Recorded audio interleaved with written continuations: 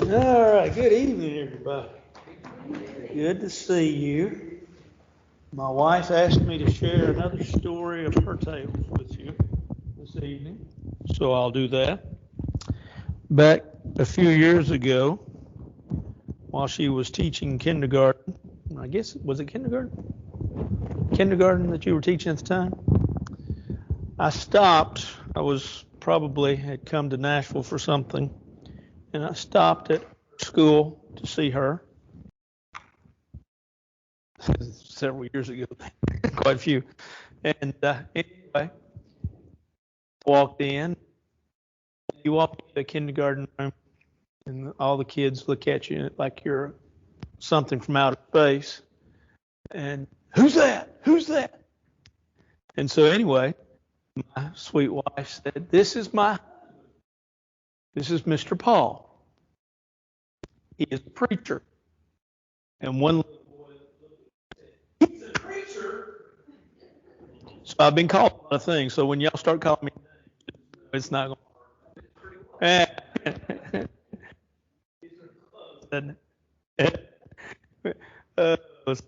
That was, yeah, we thought of that, or Suzanne thought of that yesterday. She was telling some kids. And so she said, "You need to tell this." Yes, ma'am. Hebrews chapter 5, where we are. Hebrews chapter 5. Great chapter. It's really here, well, actually, in the fourth chapter, as we end the fourth chapter, verses 14 through the end of the chapter, the writer starts talking about Jesus as priest. Remember, the whole emphasis of the book is the idea that Christianity, the new covenant, the new law, is better. It's better than the old law. One of the things that I've told people through the years is stop and think. You have cut your teeth on whatever it is, say a particular. Your grandparents heard talked about it in a certain way. Your mom and daddy you heard talked about it in a certain way. And now all of a sudden you've come to understand that what they've believed was right, but is no longer right. It's not that they were wrong, but they were in a different time. And so now you believe completely different. And something doesn't go right. All of a sudden now, let's go back to what mom and daddy did. Let's go back to what my grandmama and granddaddy did. That's really what the folks that the Hebrew writer is addressing. That's their dilemma. The old law, just long problems. They would think. And we don't know about this new way. We don't know about this new law. And so the book of Hebrews is dedicated towards the idea, teaching, that the old law served a purpose. What we have under the new law is far better. And so the Hebrew writer began in Hebrews chapter 1 and told us that we have a better messenger. And he talked about Jesus being better than the angels. The angels, of course, according to the law, gave the law to Moses. And so he's saying the law is better. And then the Hebrew writer addressed the idea that he is a better, talking about Jesus, he's a better apostle. He dealt with that, especially then in part of chapter 2, part of chapter 3, and 4. And now he begins, as we said in the fourth chapter, begins by talking about Jesus, better priest. And he's going to deal with that through the 9th chapter of this book. But he begins in the first, especially 4 verses of the 5th chapter, by dealing with the qualifications for a high priest.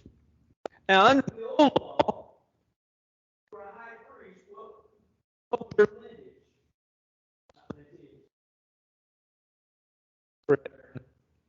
Aaron, right? Aaron. Had to be from Aaron.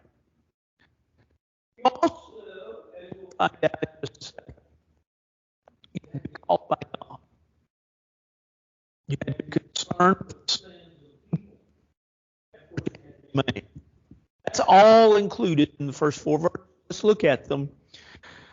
The Hebrew writer says, for every high priest taken for men in things pertaining to God. So he's taken from men to take care of godly things. And so he is a man. There lies an important aspect with regard to that time and really our time as well. Some would say, well, then that's a foreshadowing of what we have today with regard to the church. I don't see it as a foreshadowing. I see it as that which was of the law. Of course, we do understand the role of women by virtue of 1 Timothy chapter 2 and 11, 12, 13, passages there. We understand the role of women in the church. But here, the point is what we're talking about with regards to high priest. Well, what's number one? Number one qualification, got to be a man, and they have to be appointed for men in things pertaining to God. So really, the high priest served what function? Let's back up a little bit. What function did the high priest serve? What did he do? Well, yes, he was over all the sacrifices. Now, the priest offered the sacrifices as well, but he was over all of it to make sure that it all went well, that it all went right. It's interesting, and I did not know this till the day that I was studying this. The term high priest is the idea of first priest or beginning priest. And so the idea is that this is where it all starts. He's the high priest. He's the first. He is in charge of making sure all the sacrifices are carried out. All the priesthood does what they're supposed to do. So now move forward. He's taken of men to make sure that he does the things pertaining to God. Verse 1 also says that he may offer both gifts and sacrifices for sins. So he's making sure, that's what we've already said, he makes sure that all the sacrifices, all the gifts for the sins are given. Then, verse 2, we find the third qualification. He can have compassion on those who are ignorant and going astray, since he himself is also subject to weakness. He can have compassion. Literally, the term means he can deal gently. He can deal gently with folks, who the Hebrew writer says, who are ignorant. This is ignorance with regards to knowledge is not where it should be, okay? And those that are going astray, rebellion, those that are rebelled.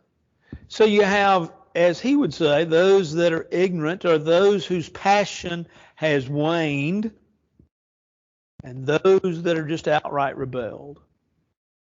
That pretty much gets, if you will, in a nutshell, all who go astray, right? But one of the qualifications is that he is able to deal gently with these folks.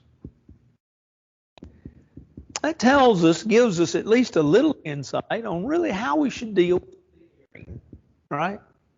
We should be upfront with them. We should tell them the truth. We should try to help them and point them in the right direction. But we should do it in a gentle way. We should do it in a kind way. I think we talked about this, I know, in a sermon here a few weeks ago. And so the Hebrew writer says, deal gently with people. It's interesting. Notice what it says, the last part of this, since he himself is also subject to weakness. In other words, he understands. He understands. He understands the failures of folks. Because of this, verse 3, he is required, as for the people, so also for himself, to offer sacrifices for sin. In other words, Hebrew writer says what? He's a man. He makes mistakes. He sins. And so he offers sacrifices not just for the people, but for himself. The high priest that would claim that he does not sin, just sinned, right? Because he does. The individual that claims, well, I don't sin, they've pretty much just sinned. They've just lied. You know, it's sort of like used to, at a congregation we used to preach, we had a couple that they claimed to have never argued. The reality of it is that none of us saw them when they weren't arguing. And so, particularly one time, gospel meeting, we had a gospel meeting going on, and the preacher had preached one night on the family. A man that was visiting who had lost his wife just a few years before had walked out of the building. A couple had walked out of the building.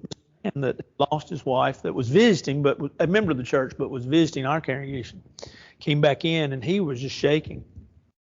And I asked him, I said, what in the world's the matter? He said, how could a woman talk to a man like that? And he said, they were just awful on the parking lot after just hearing that sermon. And I talked to him for quite a while, and we got him calmed down, and he went back home. You know, sometimes we don't see ourselves as we are. We see ourselves as we wish we were. Well, the Hebrew writer simply reminds us, he says, offer sacrifices. He offers sacrifices for himself, but he offers sacrifices for his sins as well, the sins of people. Remember, the priest is really a go-between, right? Carrying out the functions of God for God, but carrying out the functions that are for God in behalf of man. And so he's a go-between. Verse 4 says, with regards to the high priest, no man takes this honor to himself, but he who is called by God, just as Aaron was. And so here's the fourth qualification that the Hebrew writer gives. And the fourth qualification is that he doesn't say, okay, I'll do this job. I'll do it. You ever known of folks that nominated themselves for a position, and maybe they weren't even qualified for it, but they nominated themselves for a position? Yeah, I'll do it. The Hebrew writer says the high priest can't do that.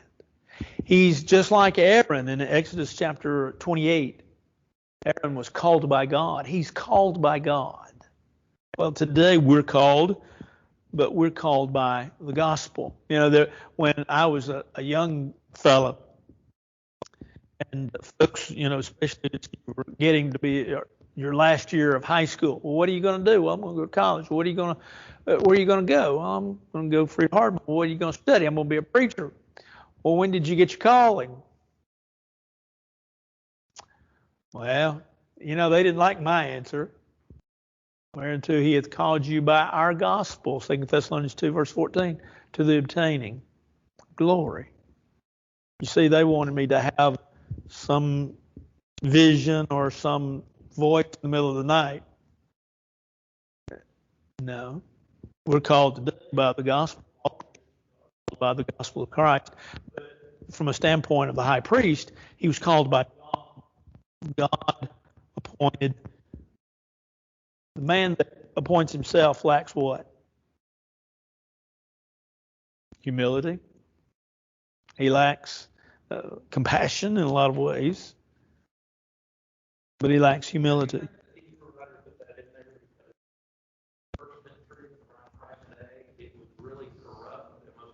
Oh yeah. The person that was in that position in that time was not one who was called to be there. Well, he wouldn't have been called to be there. Yeah, because it had already ended. Yeah. Oh yeah. Yeah. Very much so. Yeah, I think so. I think all this is pointed at their situation, trying to point them to Christ.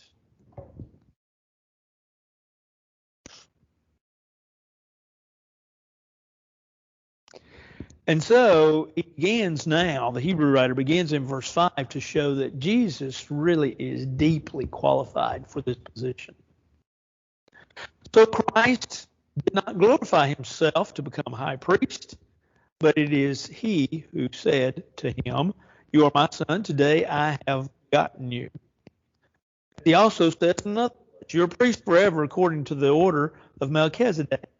This is the quote. The first one, verse 5, is a quote out of Psalms 2, verse 7. The second one, found in Hebrews chapter 5, verse 6, is a quote from Psalm 110, verse 4. I like what it says, and why I like what it says from the standpoint of, if you look at verse 6, and we can only say if, but if this was a sermon originally, can't you just see the guy saying, he doesn't say, well, this is out of Psalms. He just simply says, here, and it says in another place, for one thing, they at that time would not have had Psalm 110, right? They wouldn't have had the Psalms really complete codex or a complete book form, as say this is something of God. But notice what he says. Let's back up to what it says in the beginning of verse 5. Christ did not glorify himself. Christ didn't come on his own. He didn't solely pick himself up and say, okay, I'm Christ. As we said, when we studied the book of Mark, we need to always remember this. This is one of those things that, it slips in our mind. We really need to keep it in mind when we're studying the New Testament, is that there have been hundreds that have claimed to be the Messiah. In Jesus' day, historically, they tell us that there were between 30 individuals that were claiming to be the Christ just in Jesus' day. Jesus is not the only one, if you will, walking the face of the earth saying, I'm the Messiah. I'm the Christ. I'm the one you need to listen to. So there had to be some sort of differentiation between them. Of course, Jesus showed that ultimately by the miracles that he performed, less alone by the teachings that he taught. But the Hebrew writer, now we're removed from Jesus for several years, depending upon when, 70-ish, some say. And if Jesus died in AD 30 to 40 years later, the Hebrew writer says Jesus did not choose himself. Jesus didn't come on his own, but it was said, he who said of him. So in other words, he says, but this is what God said of him. You're my son. Today I've begotten you. You're my son. And so the Hebrew writer is saying the statement that was made by God, that Jesus is the Son of God, is a statement that's true, is a statement that is inspired and correct. So, you're my son. Today I've begotten you. You are a priest forever according to the order of Melchizedek. Now, I'm just going to leave Melchizedek. He's going to be mentioned here. And again, verse 10. I'm just going to leave him alone for the time being, because when I get later on into the 7th chapter, that's when we'll really talk about Melchizedek. So I'm not going to get there. If you want to get there, that's fine. I'll listen to whatever. Yeah, it's not a problem with me. But just know that he says that you're a priest forever. Christ is always the priest, or the high priest. We, by the way, are what? Priest, right? Christians are priests. Jesus is the high priest. Verse 7. Verses 7, 8, 9, 10, and 11 almost point as if this is an illustration. This is a story. See, that's why I say if this was a sermon, I'm not saying definitively that it was, but if it was a sermon, this reads a story, because he says, he said, here is some other place he said, now he tells a story. Well, let's look at it. Who in the day of his flesh, when he offered up prayers with vehement cries and tears to him who was able to save him from death, and was heard because of his godly fear. Though he was a son, yet he learned obedience by the things. Period. So let's stop right there. When's verse 7 talking about? How about the Garden of Gethsemane? Let's look at it. There is so much packed in to verse 7. I walked away today with about 3 different sermons out of this one verse. And so maybe in a few weeks we'll have a sermon again. But let's look at the verse when it talks with what it says. In the Garden of Gethsemane, the days of his flesh, when he offered up prayers. Here, the word prayers here is a request.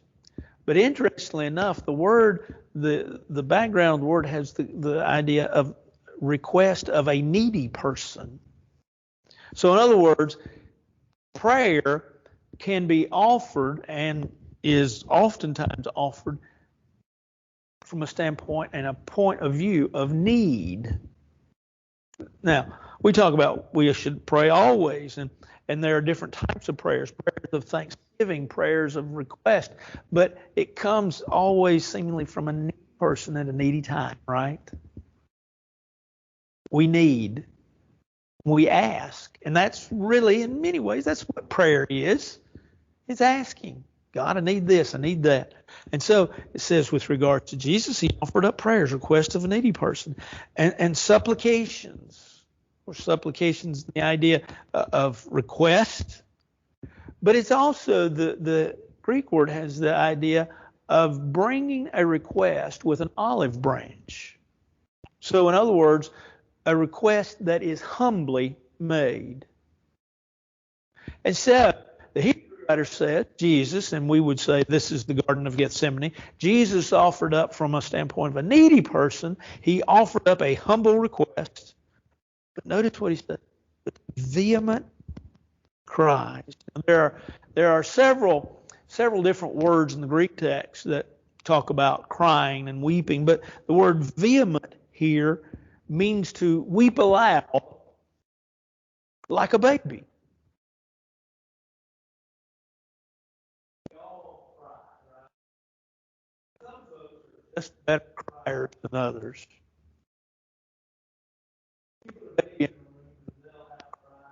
Adult time. They let it rip because they have a need and they need it filled. Well, the Hebrew writer says here, that's what Jesus, when he offered up that prayer in Gethsemane, it wasn't just, our Father, please. It was a very strong, powerful prayer with great tears. And notice what it says, vehement cries and tears. Now, this tears here is the idea of silent crying, a broken heart, maybe sobs as we would think, but silent tears. And he offered all this up to him, to God who is able to save from death, save, to deliver from death, implying that he is able, God that is able to deliver from physical death. Which would have been part of what Jesus asked for, right? Isn't that where he said, nevertheless, not my will be done? If there be any other way, let this cup pass. I won't do this, but if there's no other way. Hebrew writer gives us some great insight. Interesting. And was heard because of his godly fear. He was heard. He was remembered because of his godly fear, his reverence. When we talk about godly fear, we talk about reverence, the reverence that Jesus had for God. And so this was a prayer that was truly from the heart, truly reverent, truly meaningful. Was a prayer that the Hebrew writer says he offered to God and God heard him. And yet he says in verse 8, although he was yet talking about Christ, he learned obedience. This was really, if you stop and think about it, this was a consequence of Jesus taking upon himself fleshly form. Right? Because he was 100% man. While he was 100% God, he was 100% man. The Hebrew writer says he learned obedience. But he learned it because of the things which he suffered. He didn't get what he wanted, but he understood that he needed to do what God wanted him to do. What's the point, the Hebrew writer, at least at this point, if we were just stop right here, what would be, as you, one point that the Hebrew writer was trying to make with regards to Jesus as the high priest?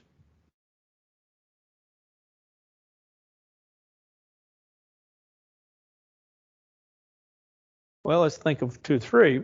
One is what? He's human, crying, tears, vehemently crying. Number 2, how about the fact that he learned? But what did he learn? He learned that it wasn't enough just to be in the role, but it was what you were supposed to do with the role. You were supposed to follow God. Anything else? So verse 9. And having been perfected, completed, he completed the qualification for the high priest. He became the author of eternal salvation to all. Having been completed, having been perfected, he became the author of eternal salvation. One that wrote it, if you will. To all who obey him. Isn't it interesting, the contrast? He learned obedience, but he expects obedience. He learned obedience by the things that he went through. And so now he expects obedience of those that are going to follow him. Called, verse 10, we said a while ago, one of the qualifications, he had to be called.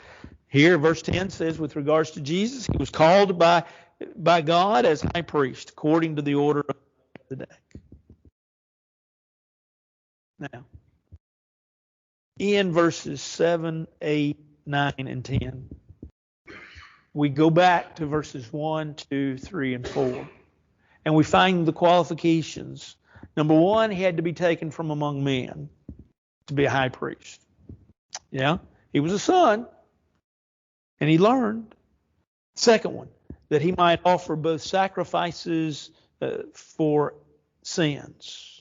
This is the second qualification found in verse 1. Well, what happened? He was sacrificed. The third qualification found in verse 2. He can have compassion on those who are. Well, the fact that the son learned, he's able to teach. He learned. He's able to have compassion because he went through it. He felt it. He understands. And then the fourth qualification we found in verse 4, but he is called by God. And verse 10 says, Jesus called by God. So the Hebrew writer in these first 10 verses gave the qualification for the high priest, and then he says, guess what? Jesus fills it. We need to listen to Jesus. He's the great high priest. Anything else? Verse 11 we are going to talk about. Verse, anything anybody wants to add there? Well, look at verse 11. Of whom we have much to say and hard to explain, since you've become dull of hearing. They gradually had lapsed into this mental sluggishness, if you will, this spiritual sluggishness. They had slowly and gradually lapsed into becoming spiritually lazy. And so the Hebrew writer says, we have more to say about this because you really have gotten to the point where you don't care. And it's not doing you any good. So then he says, beginning in verse 12, he begins a thought in verse 12, 13. It goes on into, especially the first 6 verses, carries on a little bit further than that, carries on into the first 6 verses of the chapter. And really and truly, it's somewhat altogether. We'll probably just quit here when we get through the chapter.